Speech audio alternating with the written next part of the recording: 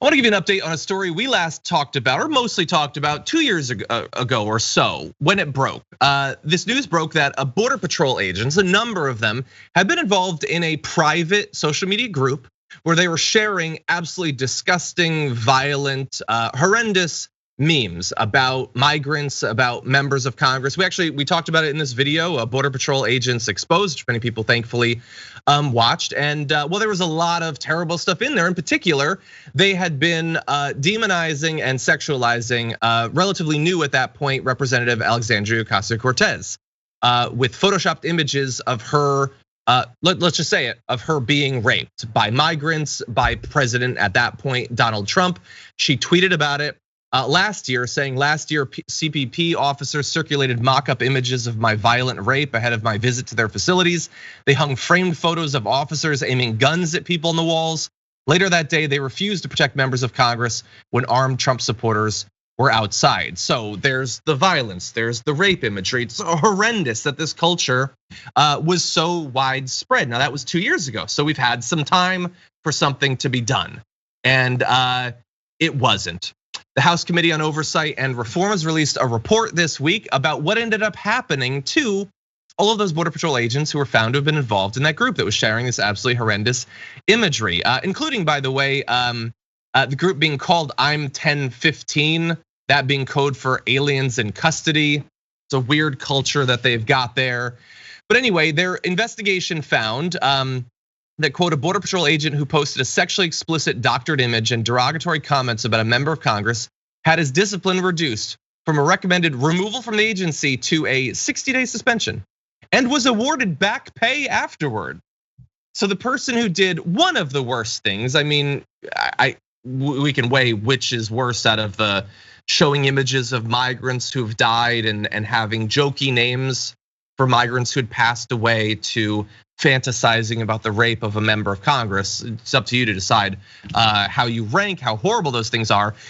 But he ended up just being suspended for 60 days and then got his payback, Nina Turner. So we're gonna talk about some of the others, but one of the most noteworthy cases, CBP did not care to do much at all about that.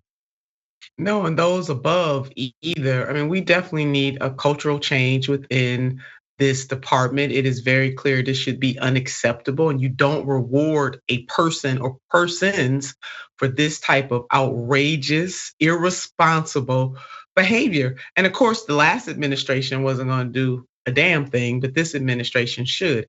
And it also reminds me too, John, I would be curious to know what is going to happen to those agents that use the reins of their horses to whip at the Haitian immigrants. These are the same. It's a cultural dynamic within that department that needs to be totally changed. Like clean house, and bring in people who have a different type of mentality and consciousness. And for God's sakes, there should be consequences and repercussions for that type of behavior, but not to be rewarded. I mean, why would you change your behavior if at the end of this you're going to be rewarded for what you did?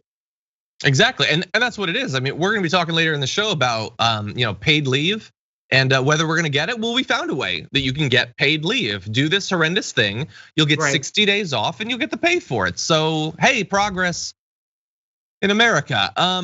Yeah, and your reference to the whipping of the Haitian migrants. Well, I mean, surely we have President Biden now. The Democrats have been taken over, so I'm sure they will take it much more seriously down at the border.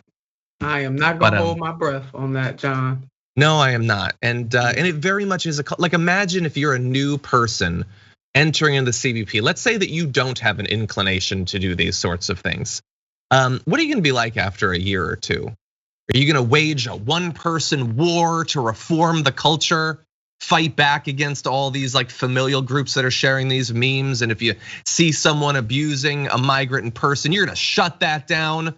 Maybe some people will do that, but how many? How many will instead just be absorbed into this culture in the same way that we see in police, police departments around the country? So again, like you cannot just do little like reforms around the edges. This needs to be wholly cleaned out, because otherwise those with seniority that have they have thrived under this culture, they're just gonna continue it, and they're gonna beat the new ones into submission until they comply with it in the same way that they do with the cops. That's my fear anyway. No, that's exactly right. And we need people with the higher ranking to understand. I mean, why would you even? I mean, what they did to the congresswoman certainly is unacceptable. This is probably not the first time. It's probably more public because it did happen to Congresswoman Ocasio-Cortez. But trust, this type of blatant culture exists, and it will continue to exist unless some folks are made examples of. That is the bottom line. And there should be a zero tolerance. I mean, these people are blatant enough to put their transgressions right out there in the open for all to see, because they know that nothing of substance, nothing substantial is going to happen to them or the people who are above them. So the people above them, above them, above them need to take action and to make it very clear that this type of behavior is not tolerated. And some folks need to lose jobs or pay or whatever it takes to make sure that there's a cultural shift in that department. Yeah, and when you use the word few, you're of course being colloquial, but in this case, we can't even get a few. I define few as at least 3. We can't even get to 3 out of this. I'm gonna give you a couple more examples. We have a Border Patrol supervisor who posted an internal CBP video of a migrant falling off a cliff to their death, was not fired, was given a 30-day suspension. It was recommended that this person be fired, but again, culture being what it is, they decided, no, we're not gonna take that recommendation, 30 days suspension. An agent with a quote history of multiple infractions, including posting a photo of a drowned migrant father and child, calling them floaters, was not removed, but rather allowed to retire with disability benefits. That's great. Let's see, so there were 60 who were identified as having committed misconduct having to do with this group. 57 are still working with migrants, only 2 were removed. So again, not even a few. And you have some letters of reprimand. Oh geez, don't hurt them. Don't hurt them, CBP. 3 alternate disciplinary actions such as suspension with pay. Cenk, if you're watching this, please suspend me with pay. I've got some hobbies I wanna work on. I'm sure I've done something wrong. Suspend me with pay for 30 days.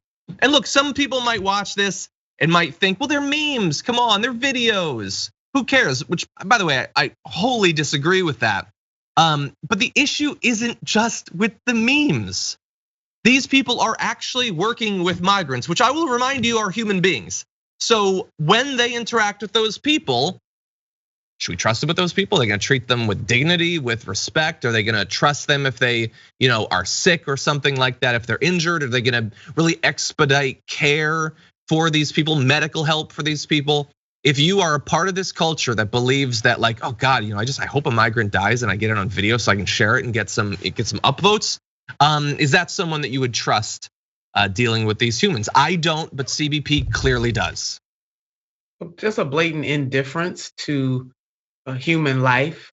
Also, in the psychology of being able to do this kind of stuff, it's not just a meme.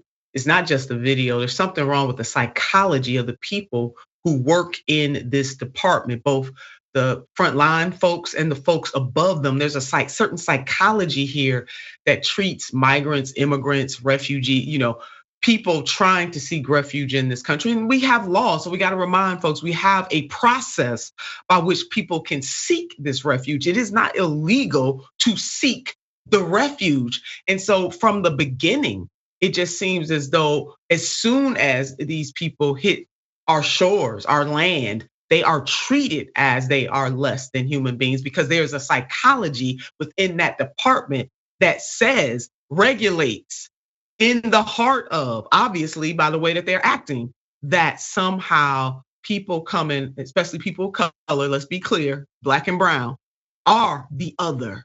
And it is absolutely an extension of how black and brown people are treated, domestic black and brown folks are treated here in this country. All of this is connected, as Professor Crenshaw, there is an intersectionality to this type of treatment. It's not just a one-off, John. It's not just those people over there. It is an extension of a mindset, of a construction that we feel in America, and particularly those who go into some type of law enforcement field. And so we need to attract different types of people and change the conditions I agree. and what is accepted in law enforcement across the board.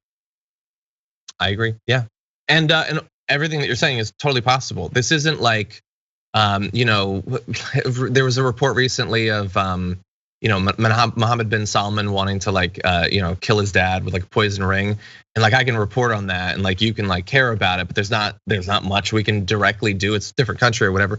CBP is here. It is governed by the executive branch, and we joke about Biden, but Biden is in charge of it. So like they could do something about this. Maybe their supervisors aren't taking this stuff seriously. Can them? You can do that. You can get rid of them. You can put someone in charge of CBP that believes that fundamental reform is necessary. And I wish that we lived in a world where talking about it, like NPR had a report on this. I think the New York Times has talked about it in the last day. We're doing a video here on Damage Report. That might not be enough. So I hope that members of Congress, especially those who've been targeted by this, will bring it up. They have no obligation to, but if they want to, do a hearing. Bring in the head of the CBP. I would love to see Representative Alexandria Ocasio-Cortez, who has been the personal target of this disgusting behavior, shed another spotlight on it. She's tried multiple times, and reform has been stymied because virtually nobody cares about what's happening, either to migrants or to representatives. But let's take another crack at it. We have Biden now, maybe something could actually be done. John, just because things as they are exist today doesn't mean they have to exist tomorrow. So you are absolutely right. That is the key point, that this does not have to be the reality moving forward. But people got to take action.